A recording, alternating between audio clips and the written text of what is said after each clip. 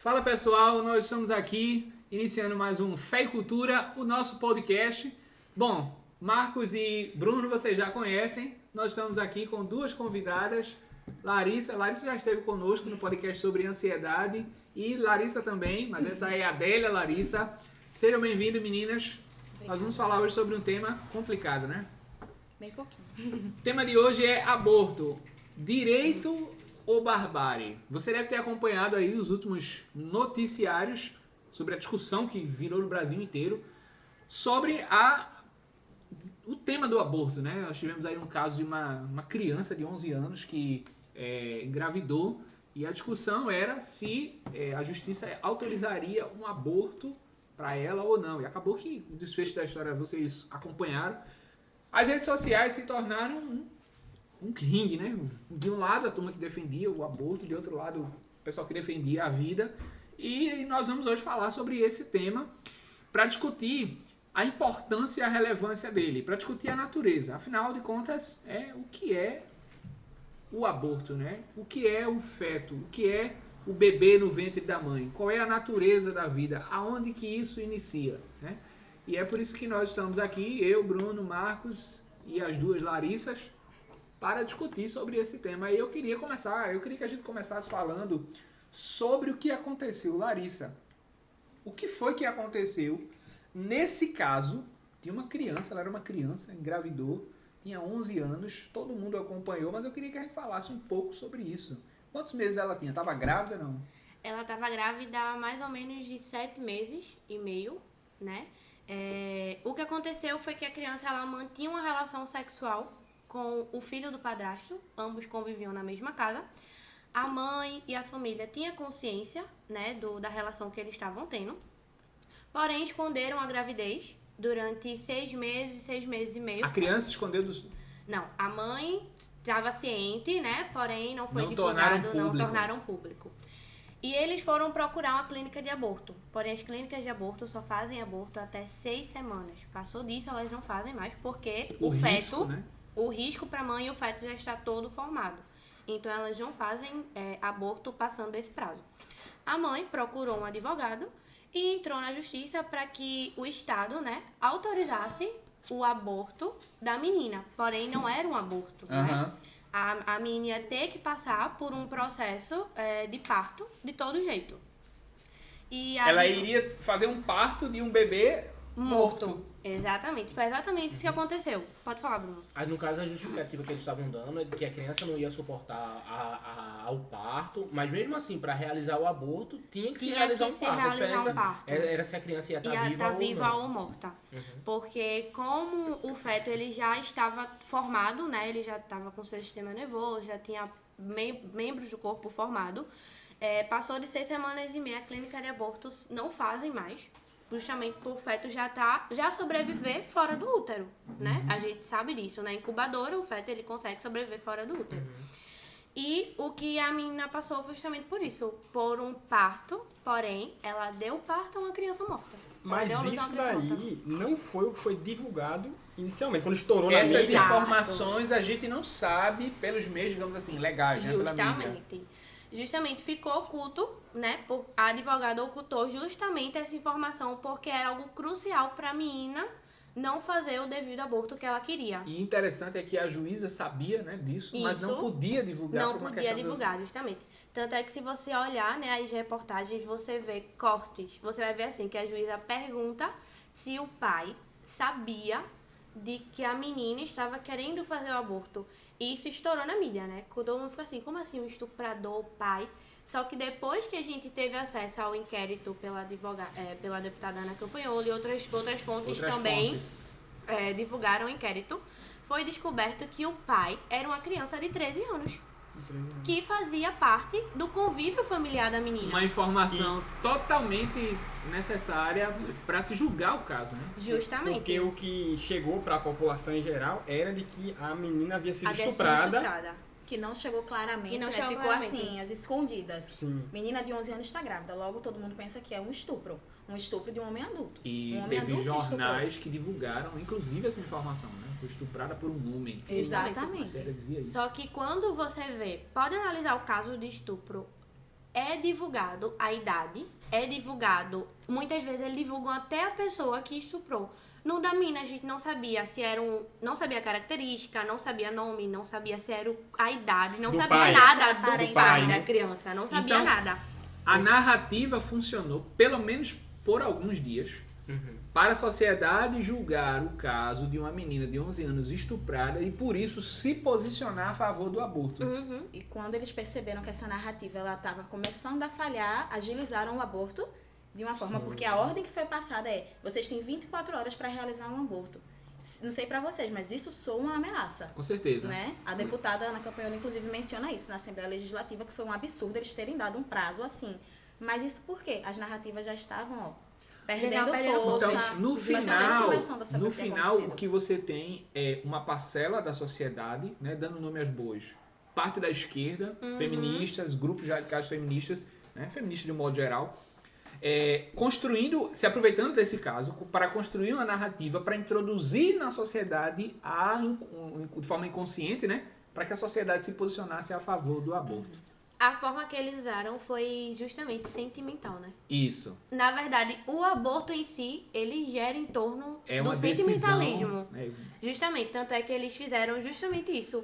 Criança de 11 anos é estuprada, está grávida. Nossa, a sociedade, meu Deus, como é que uma criança vai suportar conviver e tal, viver com essa gravidez? Todo mundo já foi pro lado emocional, olhando pra criança, só que ninguém tinha 100%... Sem avaliar. Agora você veja como isso é impressionante, né? Isso é uma estratégia, né? Isso é estratégia realmente proposital.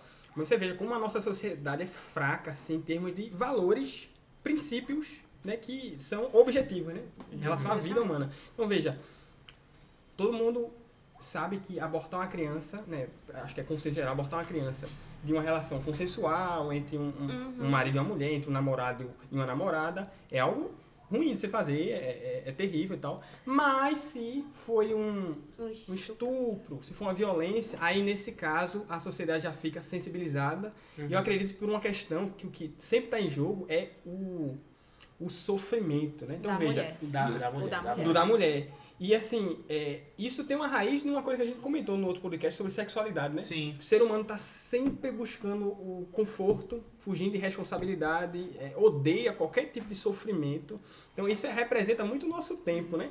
Então veja, se a criança ela vai nascer com algum tipo de deficiência em algum membro, microcefalia, se ela vai ter algum tipo de dificuldade motora ao nascer, aí já começa a se pensar, não, nesses casos, vamos liberar o aborto? E aí a sociedade parece que vai aceitando isso aos pouquinhos, né? Sem contar que antes a própria sociedade já passou por uma grande lavagem. É uma lavagem cerebral do cientificismo de que aquilo que está no ventre não é um ser humano. É um aglomerado de células. Aí você já parte daí. Porque se você se focar que é um ser humano, há uma sensibilização. E aí então a gente tem que desumanizar para poder fazer sem peso na consciência. Se eles falam que é um ser humano, você tem a justa medida, né? Para se pesar de que é um sofrimento de uma mulher adulta, de uma mãe, que tem responsabilidades e uma vida humana. Aí você tem a balança correta de se pesar. E isso a gente vai em todos os casos. Em casos de irresponsabilidade, numa boate porque estava bêbada, uma questão de estupro. Porque mesmo uma questão de estupro, você tem uma fatalidade, né? Um crime que foi acometido por um cara, e você tem do outro lado uma vida humana. Não muda. Só que aí o que é que eles fazem? Eles desensibilizam a sociedade para mostrar que faz a lavagem cerebral de que aquilo ali não é uma vida humana, e aí quem é que não vai decidir? Um aglomerado de célula e uma mulher em sofrimento. Então, esse era o primeiro ponto que eu queria discutir com vocês aqui. Quais são os argumentos e as motivações principais de quem defende isso, né? É claro que depois a gente pode discutir o propósito, né? O porquê que a sociedade precisa passar por essa lavagem cerebral. Mas o fato é, quem defende o aborto alega o quê? Né? Primeiramente, vocês já explicaram aí a questão da desconstrução do que é a vida. Né? Mas o que é mais que vem a respeito disso? Muita gente diz que é questão de saúde pública, outros dizem que é uma extensão do corpo da mulher, né? E aí, meu corpo, minhas regras. Como é que a gente pode falar nisso? Não é uma questão de saúde pública porque não é uma doença, não é uma epidemia, então não é uma questão de saúde pública. Também esse argumento de que meu corpo, minhas regras cai por terra porque não é o corpo da mulher. É um outro corpo que sobrevive, que precisa dela naquele momento, mas que fora pode sobreviver sem ela. É um corpo que tem um cérebro, que tem um coração, que tem seu sistema nervoso e é irrepetível. tem o seu próprio DNA. Já nas primeiras semanas? Já nas primeiras semanas, ele tem o seu próprio DNA. Então, sim uma vida, né? Não tem um argumento que levantam, Adélia, em relação à dependência da criança com relação à mãe, que é dizer que, por exemplo, a criança só começa a ter o coração batendo depois de 2 ou 3 semanas. Então, vão dizer que não, a vida não inicia bem na concepção e tal. Então tem uma discussão em relação a quando se inicia realmente a vida. Só que aí a gente pensa assim, né?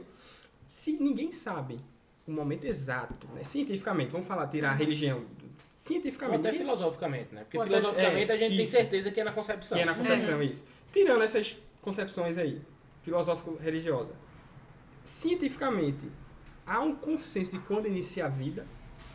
Na embriologia, que é desde a fecundação. Desde a fecundação, formação ali, do zigoto ali, né? Ali, desde que foi fecundado, a vida. Há ali uma vida se formando em desenvolvimento. Você não vai matar o seu filho de 3 anos, porque o seu filho de 3 anos é como o seu filho de 10. Ele é uma vida em desenvolvimento. Sim. Ele não tem 10 anos ainda. Ele não está plenamente desenvolvido. Exato, como nós também não estamos. Ainda vamos passar por muitas e muitas fases. Nosso corpo ainda muda. Então, com o bebê é a mesma coisa. A diferença é que ele está dentro do ventre e ele precisa estar ali naquele momento. Ele precisa daqueles nutrientes, ele precisa crescer ali dentro. E essa questão que a Adélia trouxe é muito importante, né? Sobre o feto, a gravidez em si ela é simbiótica, né? Ela não é um prolongamento, não é o eu que estou ali dentro. E a mulher, quando ela engravida, ela precisa entender isso. Não sou eu que estou ali, é outra vida. Por mais que haja uma ligação muito forte, justamente, ainda não sou eu. São dois indivíduos. É porque às vezes eles pagam de doido e acham que é uma reprodução assexuada, né? É uma esponja do mar. Vai se dividindo, blup, sai o outro, né? E outra coisa também que, falando sobre que as feministas defendem muito, né? Que aborto é uma questão de saúde pública. Se ao menos elas estudassem, elas iriam entender o que é saúde pública. Pela OMS, saúde é uma questão biopsicossocial. Ou seja, o ser humano ele precisa estar bem nessas 3 instâncias. E o aborto, você tem problemas psicológicos, é comprovado, são dados científicos. Inclusive, uma psicóloga, ela diz o seguinte, Ana Cláudia Patrocínio do carro do ovo, né? Você deve estar ouvindo aí. Mas pode continuar. Ana Cláudia Brandão, ela diz o seguinte, a verdade é que constatamos que a mulher é a segunda vítima do aborto. Elas sofrem os efeitos nocivos dessa prática, tanto na sua saúde mental, como no seu relacionamento com o meio. Se pela OMS a saúde é uma questão biopsicossocial e eu tenho a minha parte social afetada quando eu cometo abortos e a minha parte psicológica, os traumas são muito fortes, né? Justamente, os traumas eu não tô bem. Então, assim, não é questão de saúde pública, porque não é uma doença. E quando a gente trata uma questão de saúde pública, é algo que afeta em geral. Por exemplo, a Covid, por incrível que pareça, foi uma questão de saúde pública. Sim. Várias pessoas morreram, várias pessoas foram afetadas com isso, mundialmente. Então, assim, isso é saúde pública, aborto não.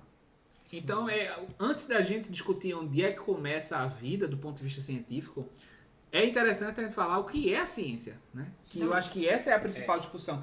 Será que você define ciência apenas como aquela área do conhecimento materialista que entende que o ser humano só é humano se ele for útil, né? No sentido utilitarista? Como é que a gente pode falar sobre isso? Uma coisa bem interessante quando se fala de ciência, as pessoas sempre levam para o lado de unanimidade, né? A ciência diz tal coisa. Como se a ciência, né, fosse aquela coisa abstrata, aquela coisa, o oráculo de Delfos, né, que se revela e diz tal coisa. Não é. O que é a ciência? A ciência é um aglomerado de pesquisadores lá, que cada um tem sua perspectiva, que parte de suas próprias crenças e interpreta o resultado de acordo com essas crenças e essas perspectivas. Então, por exemplo, você vai ter um número gigantesco de embriologistas, de cientistas falando que a vida ela se dá a partir da concepção. Você vai ter um outro aglomerado de cientistas dizendo o seguinte, olha, não é bem assim, é a partir da 3ª semana, a partir do coração, né? Quando o sistema de irrigação sanguínea se forma, o coração está batendo, é vida. A outra vai dizer, não é bem assim. Existe uma complexidade maior do feto humano. Então é quando há pelo menos o sistema nervoso, quando o sistema nervoso começa a se formar e você tem vida. Então, você vai ver uma grande discussão. A grande questão é, a gente pensa o seguinte, vamos tomar pelo pressuposto que ninguém sabe.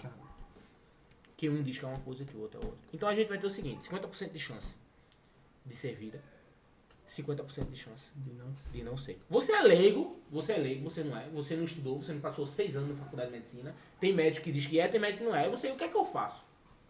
50% de chance de ser uma vida, 50% de chance de não ser vida. Me diz, 50% de chance é muita coisa. É suficiente para você colocar em risco? É uma questão ética essa, né? Totalmente. Você colocaria a vida da sua mãe, do seu filho, da pessoa que você ama, a sua vida, com 50% de chance de ser ou não ser? É o paradoxo de Pascal, né? Pascal diz assim, eu vivo como se Deus existisse, né? Porque se ele não existir, eu não perco nada. Mas se ele existir e eu não crer, eu perco tudo, né? Ou seja, eu estou condenado. Então, é a mesma questão. A própria ciência discute isso de forma relativa. Se você não tem certeza que aquilo é uma vida ou não, você vai correr o risco de matar? Agora você tem... Sobretudo quando a gente fala sobre uma questão governamental, né? Porque o ser humano, ele tem nos dilemas éticos a questão que eu sempre gosto de brincar. Questões éticas não é preto no branco, são tons de cinza. A gente sabe.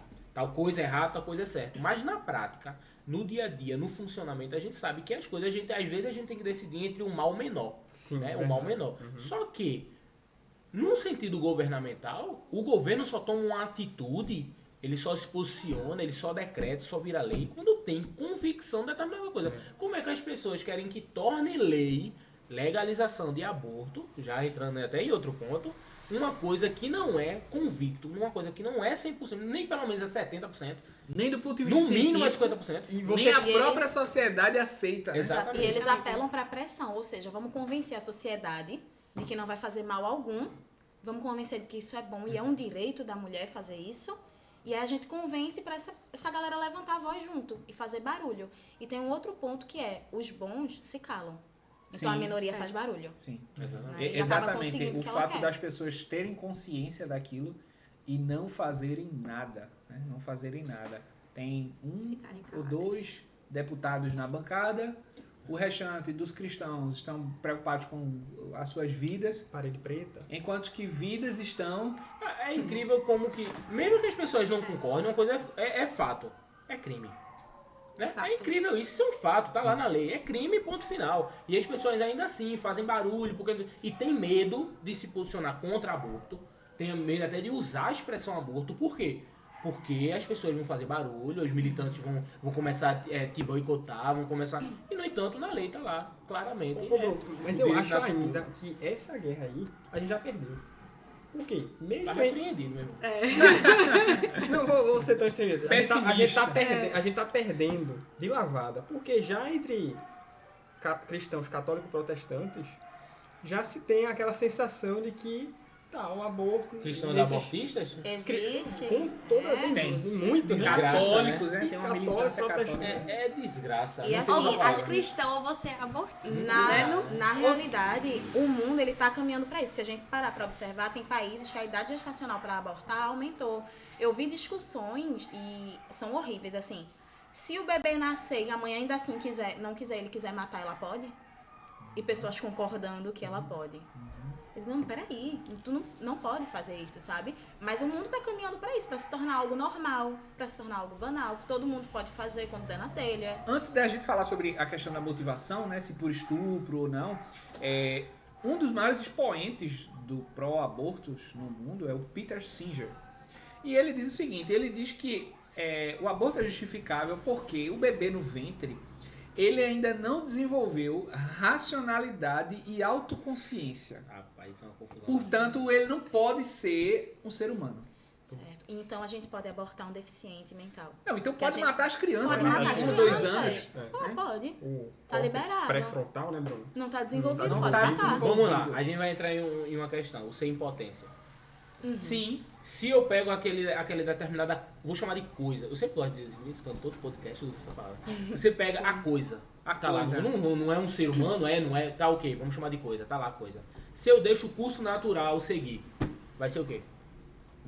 Vai se tornar se ser não humano. há nenhuma intervenção humana, Vai se tornar ser humano. vai ser o quê? Ser humano. Ser humano?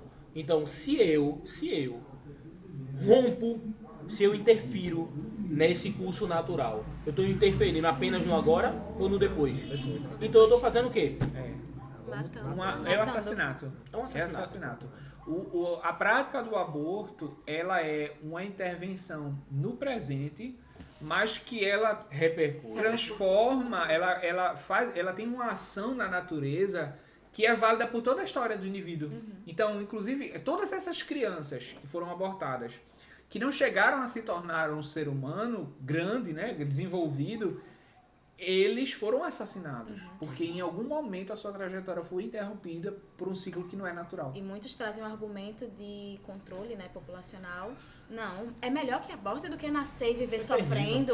Tem um cara lá na Alemanha que ele gostava das ideias dessas. Tem uma galera aí bem Não boazinha vamos que falar gosta. o nome dele, Não vou falar. mas o bigodudo Tinha vai um falar também, o nome dele. calça apertada, gostava de usar preto, tá ligado? Tem uma Lá da turminha Itália. assim. Senão o YouTube Então, derruba a nossa live. Se essa pessoa é pobre e ela tá passando por um aperto, não é melhor que ela aborte pra criança não sofrer? Mas primeiro a gente garante a vida e depois a qualidade de vida. Exatamente. Vida é maior do que dignidade. Ela vem primeiro, depois que se resolve. É até um argumento que eles usam. A galera pró-vida, não se preocupa Exato. como, assim? como elas vão desenvolver. Não. Ainda que seja verdade. Veja as Santas É Casas. superior à vida. Não, e o próprio argumento deles pode ser refutado facilmente. Porque eles dizem, não, é melhor do que a criança sofrer, né? Se preocupar com a vida. Só que eles não se preocupam com a vida da pessoa que está abortando. Exato. Tá entendendo? Esse argumento de vocês... Dava pra matar mendigo, assim. Exatamente, o ponto Não, é mas esse. porque o ponto de visão- vida é não melhor do que viver Eugenia. sofrendo. Tá, eu aborto essa Exatamente. criança pra ela não sofrer no futuro, mas o aborto é comprovado que eu tenho várias causas, eu tenho vários problemas depois, físico, psicológico, e eu. Tá entendendo? Tá.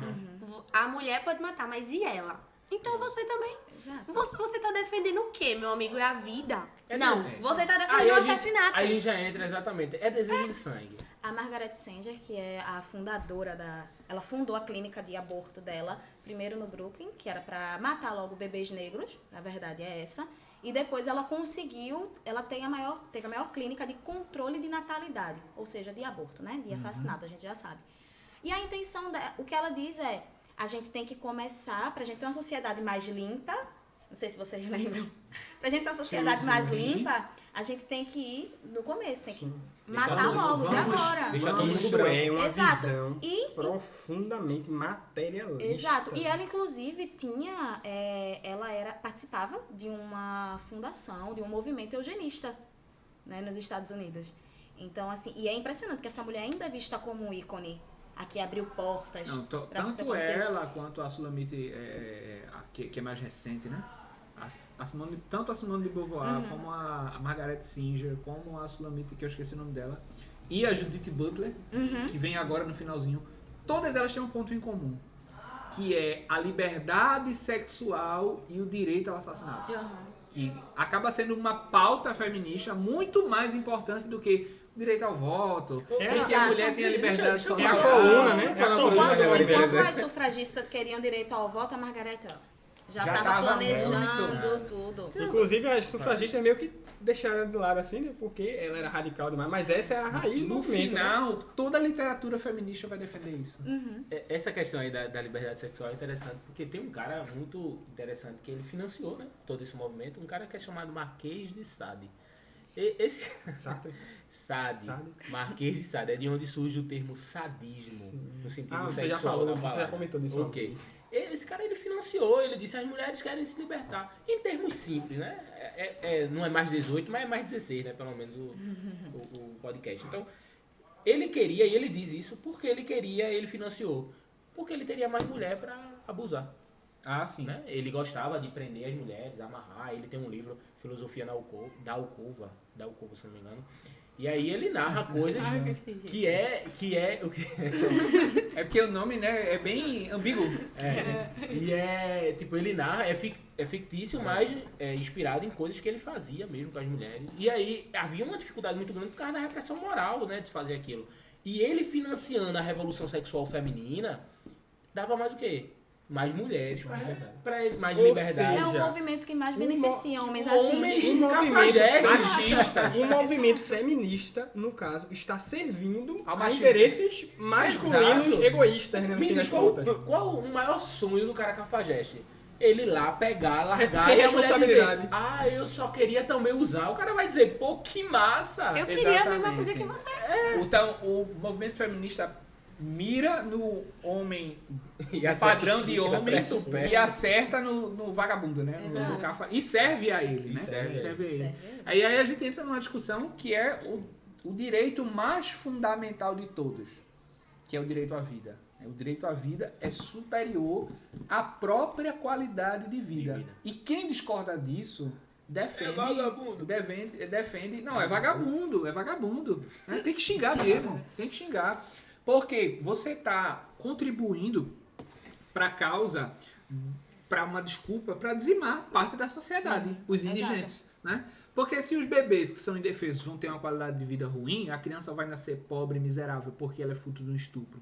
Vai estar diante do sofrimento da Vai nascer vida. traumatizada, né? Então nós precisamos definir o que é ou qual é essa vida adequada e essa vida que não vai ter sofrimento, que o ser humano precisa ter de condições para poder ter o direito a parir. Né? O que a mulher precisa para ter o direito a parir? Que qualidade de vida é essa? Porque todo ser humano que nasce, a gente falava no último debate, na última discussão sobre o dilema do parto, né? Que já é um sofrimento em si. Todo ser humano que nasce vai sofrer.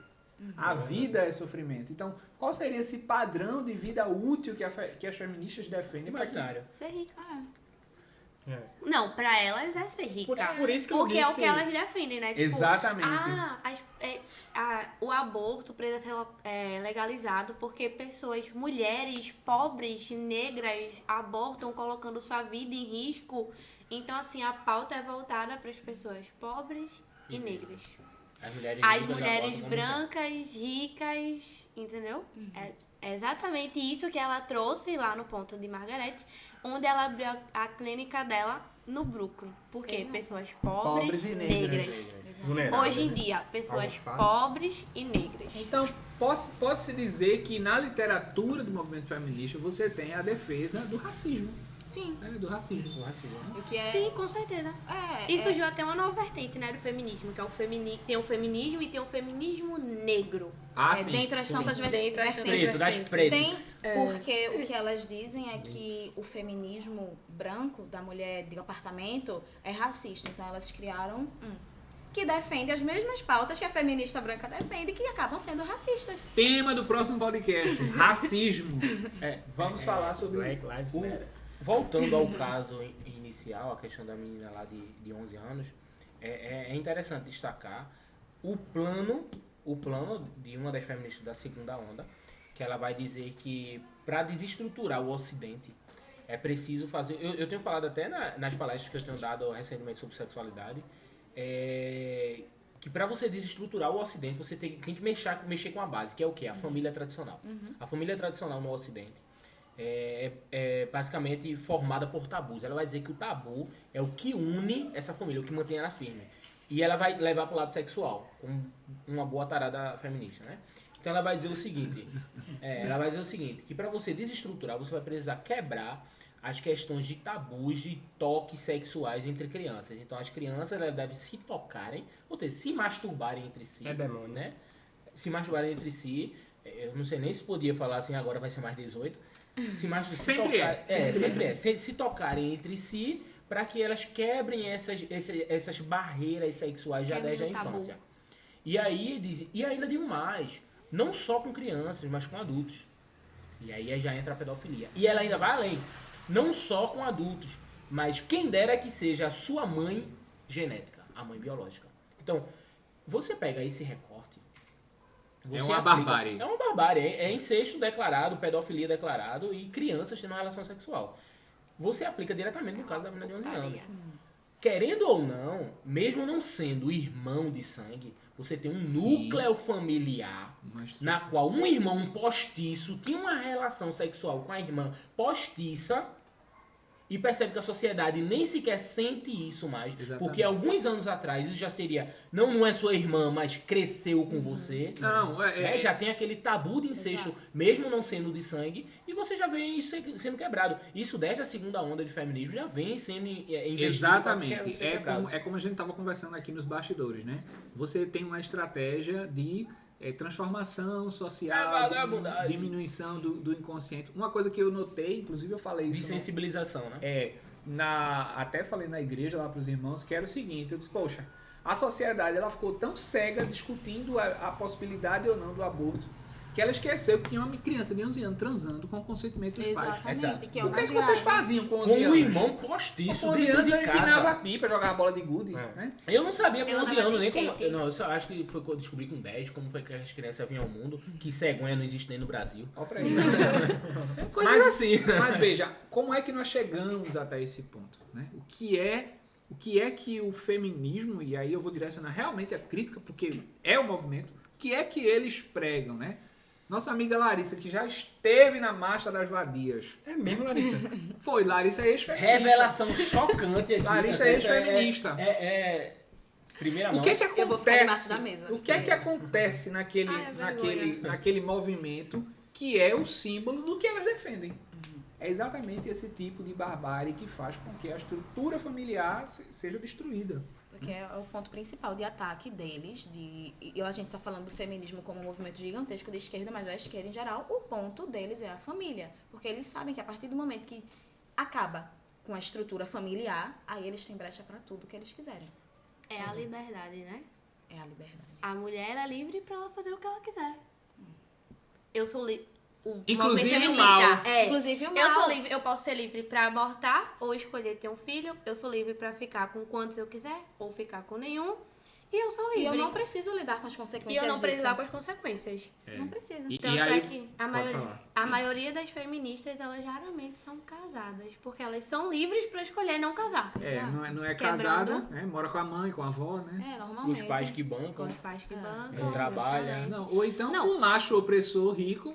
Por incrível que pareça, a gente acha que não. Mas no movimento que eu fazia, na Marcha das Vadias, você via, a maioria eram pessoas brancas, né? Mas, tipo, que eram bancadas, sustentadas, ou pelos pais, ou por algum namorado, e não se bancavam sozinhas. Tanto é que a Marcha das Vadias acontecia às 2h da tarde. Só era tarde, gente. Quem tem tempo livre é tarde. Exatamente.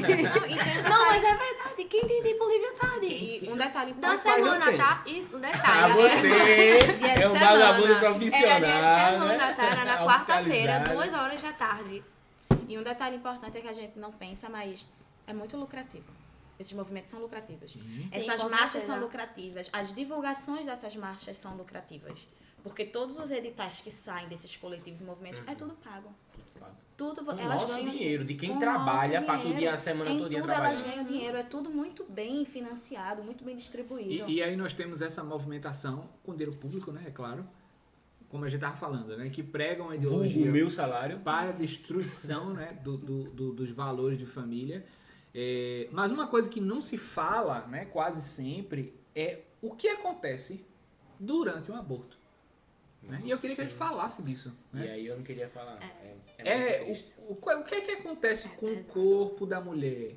O que é que acontece com o bebê que está ali no ventre?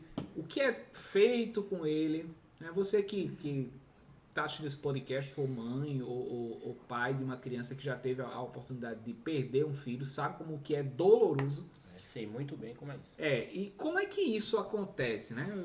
Por que não se fala sobre isso? Como a gente está falando de aborto induzido, a gente sabe que é um esquartejamento. Você esquarteja o bebê no ventre. Você esquarteja e vai tirando os pedaços e montando para saber se saíram todos os pedaços. E é curioso, eu descobri isso recentemente, que eles têm um código para quando é a cabeça do bebê que está sendo despedaçado e precisa sair. Que é, o número 1 já saiu, que é a cabeça do bebê, que tem que sair. Então, é um procedimento extremamente violento. E existem várias formas de aborto induzido, mas todas elas, no fim, consistem em tirar um bebê despedaçado de dentro de você. Né? E fora que no aborto de indução salina, o bebê ele ainda passa por outro sofrimento, que é de ser envenenado. porque é aplicada a injeção no abdômen, que tem que ir no coração ou na cabeça. Para ele ser envenenado, ter uma parada cardíaca e morrer. E depois retirar os pedaços. Isso não é divulgado. Já imaginou se fosse? Será que as pessoas realmente iam achar tão nobre o aborto e achar tanto que é um direito assim? E até a própria mulher, ela não vê. Não. Né? É tão horrendo que a própria mulher, ela não vê. Ela leva uma anestesia geral, na qual ela dorme durante o procedimento. Ela não vê o que está acontecendo, mas é exatamente isso. Mas ela acaba sentindo, né? Justamente, e sem contar que pós, né? Tem as contrações, que a mulher ainda continua sentindo, as dores, como se o seu corpo ainda tivesse passando, como se você tivesse passado pelo parto. É semelhante, sim, o que eu tava pensando em ser semelhante à questão da síndrome do membro fantasma, né? Por ela não ter passado por todo o processo de... Eu não sei, né? Isso é o que me veio à mente, eu não sei realmente se se assemelha. Uma suposição, né? É uma suposição, me veio agora à mente porque ela... É uma parte dela no sentido simbiótico, né? Tá em relação com ela, então ela não passou pelo processo de expurgar aquilo, de sair daquilo, então simplesmente foi retirado. Mas o corpo dela... Mas é semelhante ao aborto espontâneo, né? Eu, dentro da minha casa, passei por uma situação dessa com minha esposa, eu vi o sofrimento dela e não perceber a barriga crescendo. Vocês já perderam um filho, né? Sim, no caso. Então, ela tava sentindo as mudanças da gestação, tava sentindo a barriga crescer. E da noite pro dia, tudo isso parou. Então ficou aquele vazio, né? Aquela falta. Tocando nesse assunto na questão de vazio, você pega muitas pesquisas falando sobre aborto, que são direcionadas por feministas mesmo, elas vão mostrar que existe um silêncio, né? Das mulheres que abortam e tal. E vão atribuir nas pesquisas esse silêncio a uma repressão moral da sociedade, de como o crime, por isso que tem que descriminalizar, porque elas sofrem com a repressão da polícia, da lei. Só que, na verdade, se você for conversar com essas mulheres, elas não têm nem aí. Muitas delas nem sabem que é crime. Mas o que ocorre, na verdade, é uma repressão moral. Elas são punidas? Punidas no sentido de Dostoiévski. Crime e castigo, no sentido moral, da sua consciência delas pesa e fazem defesa. Muitas delas. Ou seja, diante da lei, elas não são punidas, não são presas. Não são. A gente sabe como funciona na prática, sim, né? A própria consciência delas já castiga. O maior crime dela é esse. O maior castigo delas é a consciência. E possíveis consequências físicas, né? De inclusive não poder mais gerar filhos. As mulheres na sociedade que passaram pelo aborto, que provocaram um aborto, elas não foram desconstruídas na universidade, não. Elas têm instinto materno, elas estão com a moral construída pelos pais e pela sociedade. Então, quando elas passam por uma coisa tão horrenda como essa, lá na frente, a maioria delas sentem vergonha de tocar no assunto, principalmente depois que são mães. E, inclusive, são dados, isso que tá trazendo, Bruno, são dados, né? Teve um artigo publicado pelo Jornal Psiquiátrico em 2011, que ele revisou 22 casos sobre os efeitos do aborto na saúde mental feminina. 81% das mulheres que fizeram aborto, 34 sofrem mais chances de ter ansiedade, 37 depressão, 110 risco de se tornarem alcoólatras também por esse peso na consciência. Eu busco algo para que esse peso me deixe, nem que seja por 1 minuto. E 115 tentaram suicídio ou conseguiram se suicidar por conta do peso moral. E aí, Larissa, a gente já entra em outro ponto, e aí já tá tudo formado de entender o porquê o assunto sobre o aborto é tão ligado à questão do sentimentalismo. Primeiro, no sentido assim, a gente vai falar agora de mulheres que muitas das vezes entram em sofrimento, às vezes vacilou moralmente, se deitou com o cara, tava bêbada ou qualquer coisa que seja. E aí elas engravidam, no desespero de perder emprego ou ter que ter responsabilidades. Elas cometem um assassinato, matam a criança, sofrem esse peso da consciência e elas ficam negando, né? E aí fica mais fácil de quê? De afetivamente, emocionalmente se apegar a uma verdade de que não é uma criança lá, né? É um aglomerado de célula. Culpa, né? E se você for conversar, você não está trazendo só a consciência, a verdade de que é uma vida. Você está trazendo toda a culpa de que o que ela tirou não foi um aglomerado de célula, foi uma criança, foi o filho dela. Então imagine você convencer essa mulher que o que ela tirou dela não foi um aglomerado de célula. E é exatamente foi o filho dela, que ela matou. E é exatamente... É terrível. É uma dor. E essa questão emocional é muito interessante Porque aí a gente entra na discussão sobre os motivos que justificam o aborto. Na sociedade hoje se fala muito de estupro, né? Uma mulher que olha para outra mulher estuprada, ela se identifica emocionalmente com aquela mulher, porque o corpo dela foi abusado, o corpo dela foi violado, né? E a gente fala no estupro de mulher porque não existe estupro de homem, né? Você não tem sociedade nenhuma em que os homens são estuprados, e muito menos com gravidez. Quem sofre desse mal são as mulheres. E aí você tem uma ligação emocional da mulher com a outra estuprada, de modo que isso passa a servir de combustível para defender o aborto, né? As feministas se aproveitam dessa ligação emocional e dessa sensibilidade que é natural, eu acho que a gente não pode julgar isso, mas se discute. Bom, será que em caso de estupro, eu até vejo alguns cristãos falando, eu sou contra o aborto, mas em caso de estupro, eu acho que dá para fazer e tal. Como é que a gente pode avaliar essa questão e tentar explicar o porquê que nem mesmo em casos de estupro é defensivo? Em caso de estupro, deixa de ser uma vida, né? Ali. Não só deixa de ser uma vida, como não se tem nenhum desse trauma que a gente acabou de descrever aqui. Pois é. Pelo contrário, tem mais. Parar pra pensar, não muda absolutamente nada no trauma dessa mulher. O bebê sumir do mapa. Sim. O bebê ser morto, ser assassinado. Ela vai passar por um procedimento invasivo. A coisa mais invasiva que ela viveu foi antes, que foi o estupro, foi ter o corpo dela violado sem permissão. Então vai continuar existindo um trauma e aí vamos ter uma culpa maior futuramente. Porque futuramente pode ser que ela pense, por que eu abortei? Porque não quer dizer que ela engravidou de um estupro, o bebê ele vai nascer já um estuprador, ele já vai nascer com uma índole ou algo do tipo. Exatamente. Não, ele continua sendo uma vida. Existem inúmeros exemplos de casos de filhos estuprados. Não, eu conheço pessoalmente uma moça que ela foi estuprada aos 12 anos e ela tem a filha dela. E ela tem mais 4 filhos depois dela. Em momento nenhum ela disse que pensou em tirar a filha.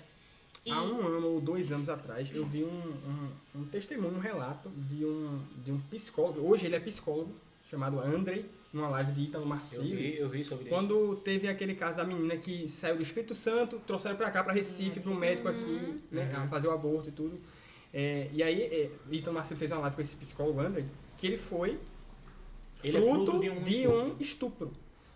E o relato que ele faz assim, é realmente emocionante. Você vê como é que as pessoas conseguem matar um bebê no ventre, sabendo que assim, aquele ali, não é que ele tem um potencial de se tornar uma vida, não. É uma vida que ele vai se desenvolver, vai ter uma... Ele já tem, veja, falam de filosofia, né? Ali já há um ser.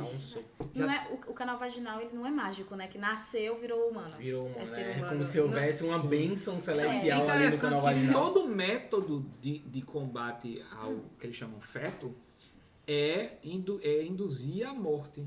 Envenenamento, esquartejamento. Ora, como que você pode matar algo que não é uma vida? Que não é uma vida.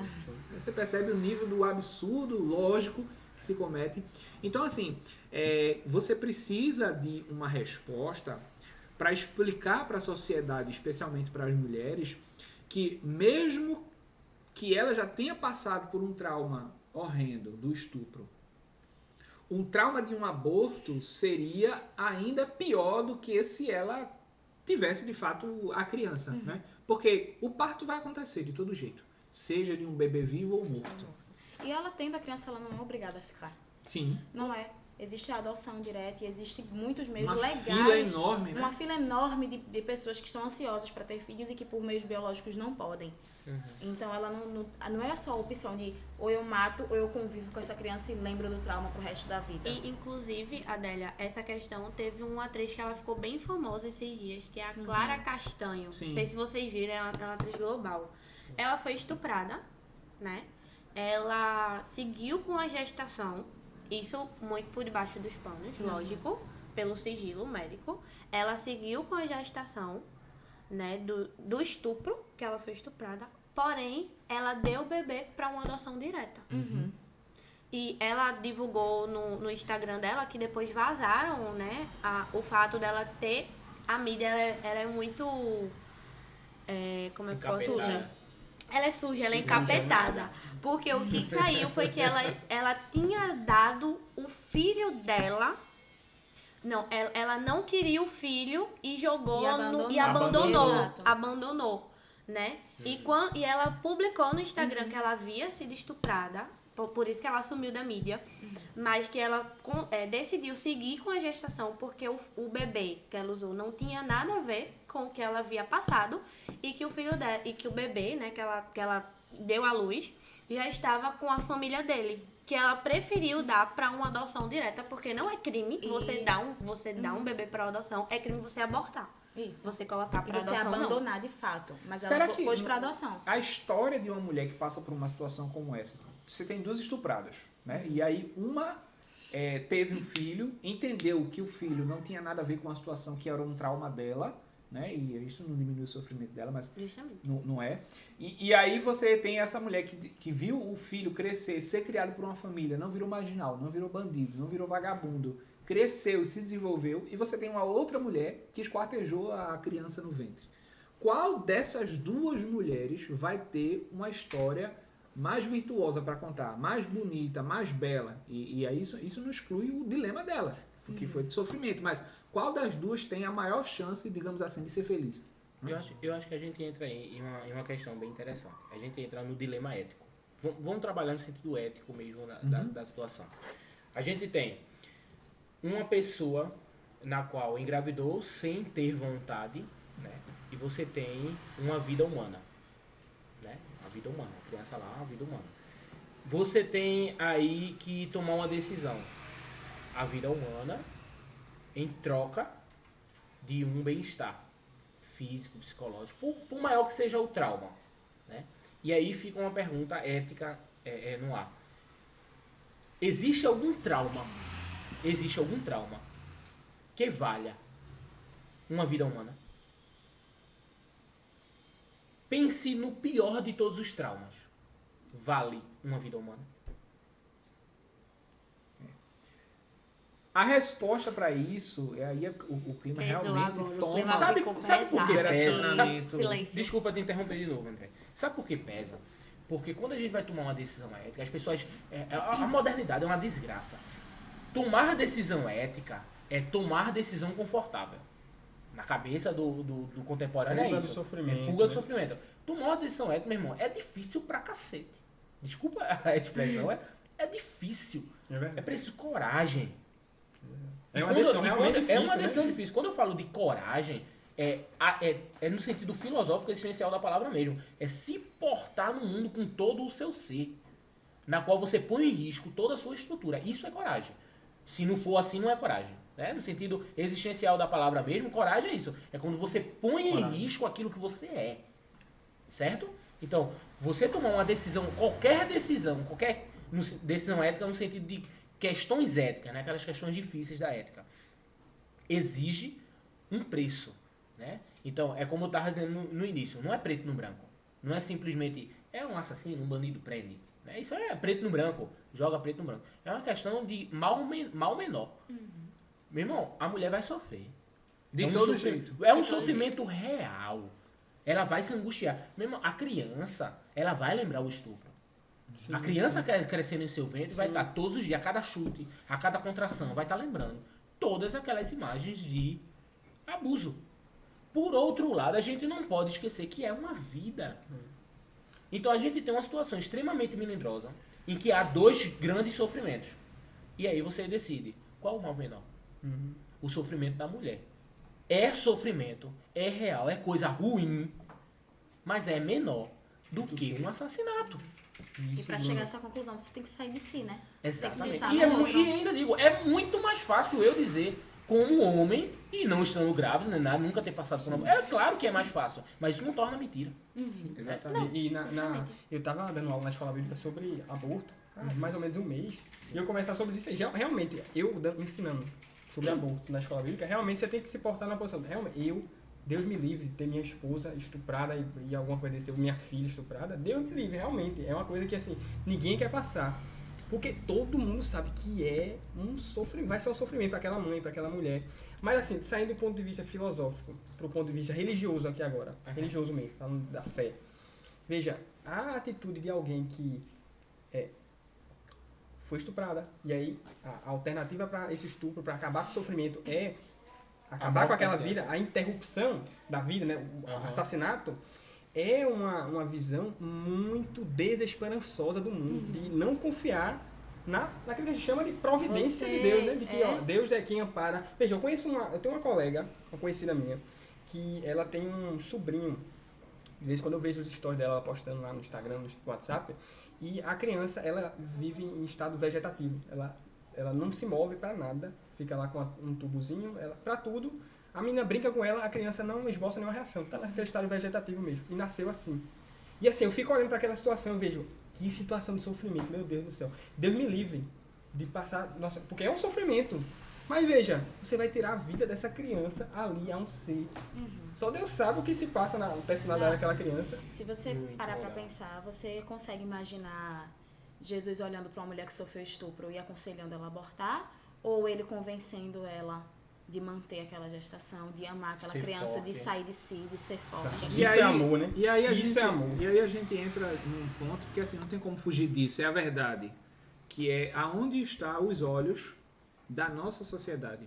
Se você olha do ponto de vista material, humano, terreno, aqui, de fato, você vai viver buscando sempre fugir do sofrimento. Matar crianças, matar mendigos, sempre matar. É no sentido material, não tem nada além daqui. Agora, quando você entende que... Saiu o nosso fundo de imagem. Quando você entende que a vida, a existência, a prestação de contas, ela está além desse mundo, além desse panorama, a coisa se torna muito diferente. Primeiro porque você precisa entender que Deus existe, né? Que você vai prestar conta com Ele. Segundo, que a vida humana não se limita ao sofrimento aqui desse mundo. A nossa existência aqui nesse mundo, ela transcende a nossa própria realidade. De modo que se você levar uma vida triste aqui, se você foi estuprado, se você foi... nenhum trauma superará a morte. E quando a gente traz a questão teológica, né? A gente entende que a vida, ela nasce no momento da fecundação, ou até bem antes. O próprio salmista Davi, ele diz isso em um dos salmos que eu acho maravilhoso, que ele diz assim: escrevesse todos os meus dias antes que nenhum desses viesse a existir. Ou seja, tem uma vida. Se a gente colocar a teologia em si, tem uma vida. A teologia vai explicar e vai reconhecer justamente que é uma vida, entendeu? E eu acho assim, até na questão, por exemplo, eu entendo que o estupro, ele causa, falando como mulher agora, ele causa muitos traumas, né? E trazendo também para a parte teológica. Mas eu acho assim, a graça de Deus, a misericórdia e o amor dele tá muito além disso. Eu posso estar sofrendo agora tudo, mas eu sei que tem algo maior, sabe? E assim, quando muitas pessoas, né, quando elas são estupradas, por incrível que pareça, elas buscam ajuda na igreja, porque ali elas se sentem confortadas. Ou seja, você se lançar nos braços de alguém que você sabe que é maior que você, que está ali para tudo, é outra coisa totalmente diferente. Se a gente colocar a teologia em si, o aborto não é permitido nem até a 6ª semana. Não é permitido. Mas no nosso tempo, né? No nosso tempo, né? A modernidade trouxe esse mal para nós. O ser humano, ele tem aquela sensação de grandeza, né? Então, ele tem o poder nas mãos. Eu posso tirar a vida, eu posso dar quando eu quiser, eu posso congelar, eu posso fazer o que eu quiser. Quando o que ela falou aí, a expressão do salmista em relação à vida, é lindo. Você vê que assim, a vida é um milagre realmente de Deus. O salmista vai dizer, né? Tu me teceste ainda no ventre da minha mãe, quando eu ainda era um embrião, né? O meu corpo ainda informe, a expressão ainda era um embrião. O Senhor me formou ali, né? Eu li um livro recentemente, que é O Privilégio de Ser Mulher, e a autora, ela fala que no momento... Que não é opressão, é o privilégio de ser mulher. Tem o privilégio de ser homem? Não, tem não. Tem não. Homem tem o dever de ser homem. Homem só sofre, né? O dever de ser homem. O navio tá afundando, pega os aleijados, pega a mulher, pega as crianças, e pega todo mundo. Vai na só sobra homem, bicho. Pega negro, pega branco, tem cota pra todo mundo, mas não tem cota pra homem.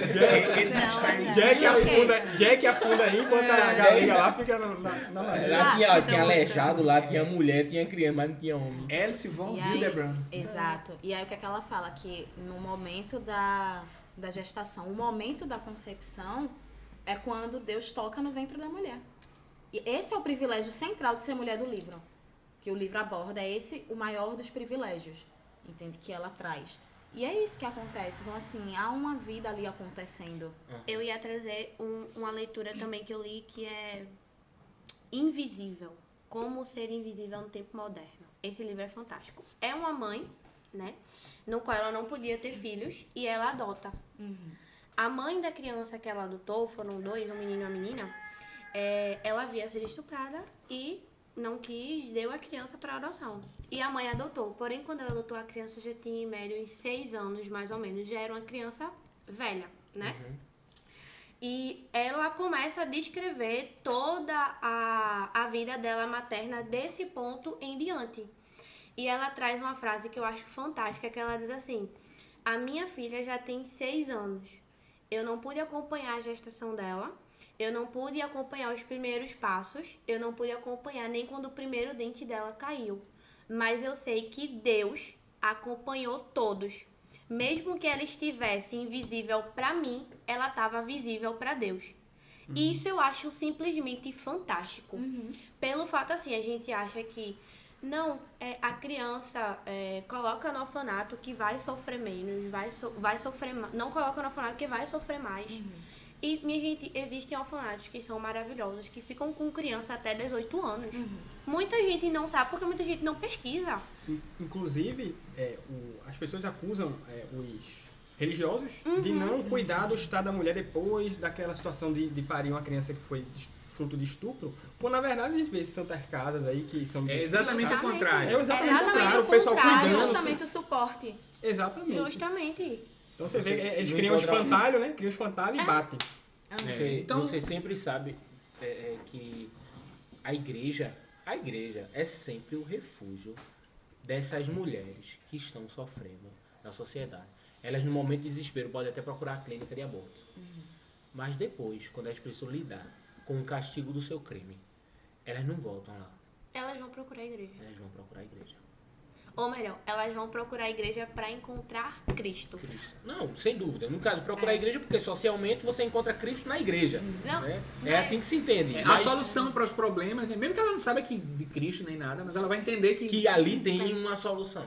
Ali tem uma solução. E aí a gente entra para uma questão que é a tragédia que nós estamos nos tornando como sociedade, né? Porque quando a gente se fala do aborto, a gente entende que, mais uma vez, né, como todo podcast, a gente entende que as pessoas estão cada vez mais sofrendo e tendo as suas vidas perturbadas pela falta de Deus.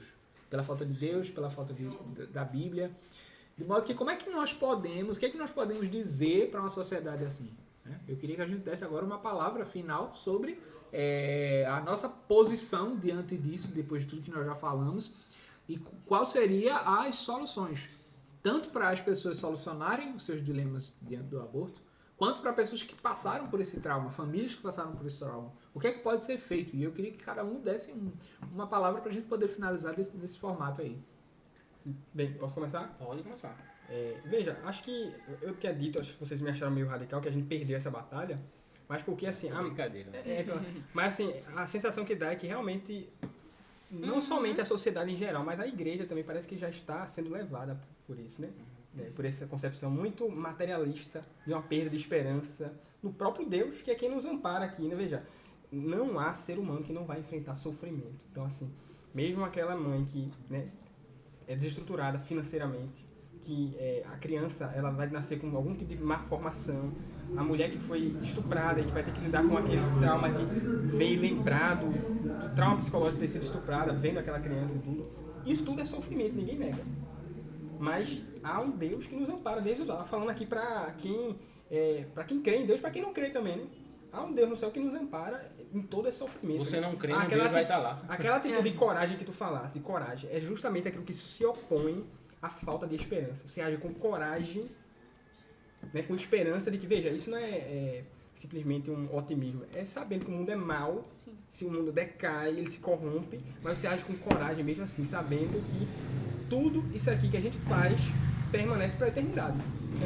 Então, assim, acho que a igreja sempre tem um papel de cuidar das pessoas, né? A gente tem que sempre estar atento a isso, mas a gente tem que sempre bater de frente contra o mal. E a maldade, matar uma criança, maldade. Se levantar contra isso. Cristo em nenhum momento disse que a gente ia viver aqui 1000 maravilhas, né? Muito pelo contrário. Então, é ser forte e corajoso, mesmo. É não se acovardar diante de tudo isso que a gente está vivendo, sabe? E para aquelas mães que abortaram e que hoje se arrependem, e eu falo isso, não estou falando para as perversas, porque a gente conhece pessoas que se orgulham de ter feito, que são assassinas mesmo. Mas para aquelas que se arrependem, ter a consciência de que existe misericórdia, de que existe amor e de que enquanto a vida, ela pode se livrar, sabe, do trauma. Ela pode encontrar conforto realmente em Cristo, que não vai encontrar em outro lugar, não vai encontrar em outro alguém, somente nele. Eu tomo as minhas palavras reforçando a beleza que é a maternidade. Eu acho que se uma mulher ela olha para a maternidade, para mim é muito comovente. Falar de aborto para mim é falar de luto, é falar de dor. Eu tenho um filho de 5 meses, então passei por um processo de aborto espontâneo com minha esposa, então é difícil. Eu experimentei semelhante, é claro que é diferente da mulher que vai lá e induz, totalmente não, mas é diferente, né? Mas você olha para a beleza da maternidade, você vê o próprio Deus no Éden dizendo, a partir desse processo de gerar filho, eu vou restaurar a humanidade. Cara, isso é uma coisa assim, linda. O Cristo e aí vem. Meu irmão, se você olhar direitinho, a encarnação de Deus poderia se dar num pé de árvore. Pode ser bizarro falar Podia assim. descer, né? Podia descer, assim como ele subiu. Ele poderia descer assim como ele subiu. Mas ele optou por vir no ventre de uma mulher. Foi a forma de dizer, isso é belo, isso é magnífico, isso é santo. Por ser amamentado por ela, cuidado por ela. E todo o processo de maternidade, de cuidado, de amparo por uma mulher. E o diabo, ele pegou exatamente tudo isso e colocou nos moldes de você vai ser livre se você matar. É triste. É triste. É uma situação muito triste. E mais triste quando você vê dentro de igrejas mulheres cristãs dizendo não, o aborto é um ato de liberdade. Né? Enquanto o próprio Deus utilizou desse meio para trazer o equilíbrio, né, da inclinação ao pecado para a inclinação ao espírito. A salvação. Eu li uma frase, Bruno, que ela diz o seguinte: o que as pessoas dizem sobre liberdade hoje é exatamente onde eu encontro Satanás na Bíblia. Sim. O que as pessoas pregam que é liberdade, pra gente cristão que lê a Bíblia, a gente vê que é exatamente o que Satanás faz. Ele pega uma coisa criada por Deus, na qual ele não pode criar, então ele tenta mudar tudo aquilo feito por Deus. Para os movimentos, uma questão de liberdade. A própria palavra empoderamento, ela vem do Éden. Satanás disse a Eva, não é assim como Deus disse. Se você comer, Deus não quer que você coma, porque se você comer, você vai ser poderoso igual a ele. Ou seja, tomar o poder para si, né? O fruto proibido era a liberdade, era um empoderamento, né? Disfarçado, né? De forma mentirosa. Tanto que usam muito, né? A imagem de Eva e Lilith, que é um demônio, que a gente já sabe, né? Que é ela que representa a liberdade feminina, especialmente a sexual. Se rebelou com Adão. Isso é tema para outro podcast. É incrível, né? É um tipo de feminista, né? É um demônio, né? Tem tudo a ver. Uma frasezinha tirando a fé de um ateu. Pode falar alto. A fé agora de um ateu. Que o Stephen Hawking, o cara chega assim e diz assim, enquanto houver vida, haverá esperança. Sim. Um ateu disse isso. Sim, a gente tá com Matheus nos bastidores. A gente tem, a família tá crescendo. Em breve vocês vão ver ele em um próximo podcast aqui com a gente. Né? E ele tá citando o Stephen Hawking, enquanto a vida é a esperança. Suas considerações finais, eu já falou, né? Foi exatamente isso, né? Eu falo aos remanescentes, né? Pessoas que, como nós, entendem a verdade e que querem despertar e acordar e ajudar outras pessoas. Tem uma frase de um pregador puritano chamado John Knox, e ele disse assim: dai-me a Escócia, senão morrerei. Né? Parece uma oração arrogante, né? Senhor, dá-me a Escócia, senão eu morrerei. Mas na verdade é um fruto de um coração apaixonado por Deus que não desistiu de uma nação. John Knox orou e pregou até que Deus derramasse o seu Espírito Santo e renovasse a saúde espiritual daquela nação, né? E eu acho que na nossa época precisa de mais pessoas como ele. De modo que a gente precisa fazer oração como essas. Dai-me o Brasil, senão eu morrerei. Quer dizer, ou o Senhor faz um avivamento aqui, ou o Senhor traz e condiciona as pessoas da verdade, ou então eu prefiro morrer. E isso é o apego que todo cristão saudável deve ter, né? De que nada vale a minha vida, a não ser que eu venha para pregar o evangelho e anunciar a verdade. Então, aos remanescentes eu digo isso, né? As meninas falaram aqui uma palavra para as mulheres, para todo mundo que passou pelo sofrimento, mas eu digo a todo aquele que estiver nos ouvindo, que conhece a verdade e que sabe o que deve se defender, então se posicione, né? Peça a Deus o Brasil ou a sua vida, né? Dá-me o Brasil, senão eu morrerei. É claro que isso é um extremo muito difícil, mas eu acho que é essa postura que nós devemos ter para com coisas tão horrendas, porque o mal ele não vai cessar até que o Senhor venha, de modo que eles não vão pegar leve. Então a gente também não vai pegar leve. Pode ser um extremo pra gente, né? Mas se a gente olhar a história dos discípulos, eles já... Um esquartejado, o outro crucificado de cabeça para baixo. E assim, foi exatamente isso. O Senhor, dai-me esse povo, ou senão eu morrerei. Então é isso, gente. Vamos, de fato, declarar guerra, né? O podcast Fé e Cultura vai Não trazer vamos alguns temas. Se não cair, né? Se não cair, Se cair, a gente posta a gente outro. baixa e manda pelo WhatsApp, pelo robozinho. A gente cria outro. Manda para as tias do Zap. Manda para os dias do Zap. Gente, eu estive aqui com a Adélia Larissa e com Larissa Gabriele, com Bruno de Lima e Marco Xavier. Marco Xavier foi citado. Dali. E esse foi mais um podcast Fé e Cultura, né? Estão aqui conosco Matheus e o nosso diretor, João. Ele nunca aparece, né? Mas ele está aqui sempre trabalhando com a gente. Muito obrigado. Esse foi mais um episódio. Que Deus te abençoe e até a próxima.